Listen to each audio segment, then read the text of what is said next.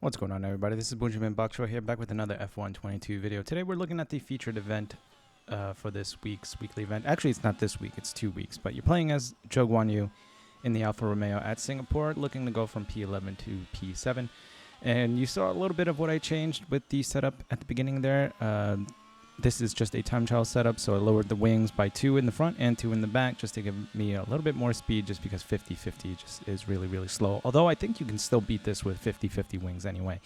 And then the tire pressures just minimal at the front, and then in the rears they are both at 21.3. And you'll probably see the tire temps coming up every once in a while at the bottom right hand of the screen. So decent tire temps. I'm sure you could probably raise the tire pressures up 1 or 2 clicks and still not have any overheating issues, but I found that minimal at the front and 21.3 in the back seemed to be fine for me. And it looked like, I think the right hand side tires do heat up a little bit more, so you can probably lower those and raise the left hand side tire pressures to kind of equalize the tire temps a little bit. But either way, this is fine. Just as long as you're not running max pressures in the tires, you should be all right. And first up, our victim is Vettel. And usually, I think I ran this like 3 times. The first time at 100 AI difficulty, and then it was just way too easy, so I just went to 110 right away. I beat it. I even like edited it and uploaded it. Was in the process of uploading it onto YouTube. And then I deleted the file by accident while I was uploading. But anyway, this is how I normally got Vettel, right on the start-finish straight here. Just dive it right down the inside. He's on older medium compound tires. I went a little off track there, but I don't know. It seems like Codemasters doesn't give a shit about track extensions anyway, so who the fuck cares, right? But anyway, yeah, we just dive bombed Vettel there, went off track, and got the move done. Up next is Stroll. You're only looking to overtake 4 guys on track anyway, so this is a rather easy and short featured event. Excuse me. Yeah, you're only going P11 to P7, and Singapore is really easy with the AI anyway. Other tracks are impossible at like even 105, but at 110, Singapore is a joke. I usually race between 100 and 105 difficulty, and 110 at Singapore is nothing, as you can see. I'm not even that great either. I think the fastest lap was set by Leclerc at 1:38.74, I think it was. And my fastest lap is the one up on screen right now at 1:41.421. So I was 3 seconds off the fastest lap, and I could still beat this at 110 difficulty. So really, the only places to overtake here is the first DRS straight and the second DRS straight. The third one, after the bridge, the little hairpin at the bridge, I just couldn't find enough drive out of the rear wheels to really get an overtake going there, or even get close enough to even attempt an overtake. So most of my overtakes happened right on the start finish straight and the second DRS straight, going under all the overpasses. But you can see here we're setting up Stroll. The first 2 times I played this, I overtook Stroll on the second DRS straight, but here I was close enough to take him on the start finish straight, so that was pretty easy as well. So 2 laps down now. I think you start on lap 55, right around here, so you have about 7 laps to get this done, and those first 2 overtakes were pretty easy.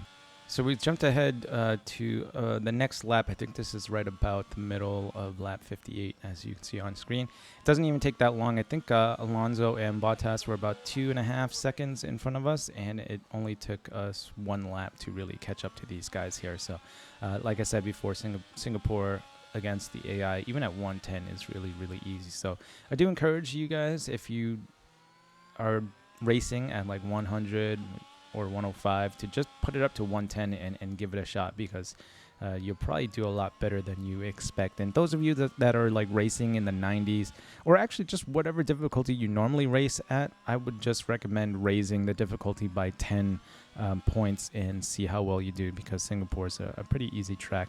You can ride the curbs a little bit more than what I'm doing now. A lot of the inside curbs you can ride pretty well, just because the time trial setup has the ride heights up really high. I don't think they're at maximum, but they're up there like 11, 10, 9. So you can ride the curbs, and I don't quite so much, just because I wanted to get this done without having to run too many races. But as you can see right now, before we even get to the DRS straight, we're right on Alonso's tail and almost got past him out of that left-hand corner, but I thought better of it.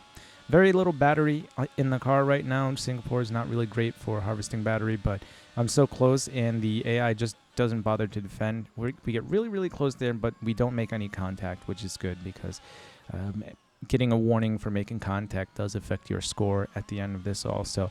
Now,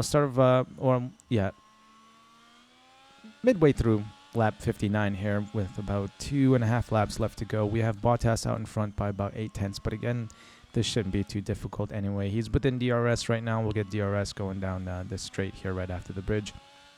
And then we'll just do the same thing we did every other time with the other cars in this race. So not really difficult featured event, really short as well.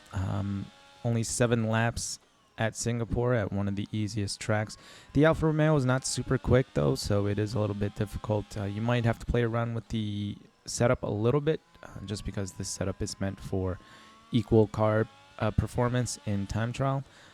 And I think you can probably get away with lowering the wings a little bit because, 50-50 wings, that's max downforce anyway. So I put it to 48 just to try and get a little bit more straight line speed, but I don't think it really even mattered. I couldn't tell the difference between 48 and 50-50 wings, to tell you the truth, honestly. But maybe it was just all in my head, and it made no difference, I don't think, because I actually scored a lower total.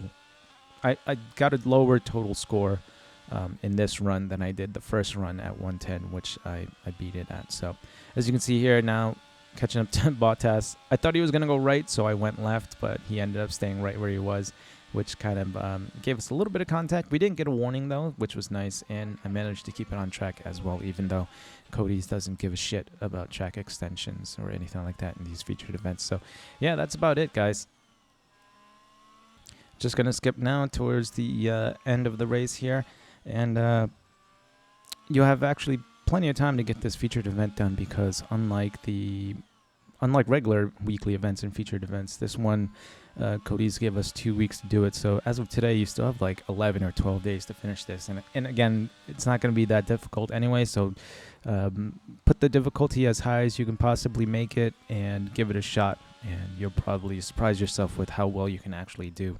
The race at Singapore isn't until next weekend anyway. So we have this featured event to hold us over. And that's about it. So if you think I've earned it, please leave a like, comment, or subscribe. Thank you guys for checking this video out. Remember to eat your bok choy. Stay tuned for more, and I'll see you in the next one. I think this was, yeah, like I said, this wasn't better than our first run, but our first one was good enough to put us like in the 70s or 80s compared to everybody else. So it was a decent run. Plenty of time to do it again, so I'll probably give it a few more shots to see if I can make my score a little bit better. But other than that, hope you enjoy. I'll see you guys.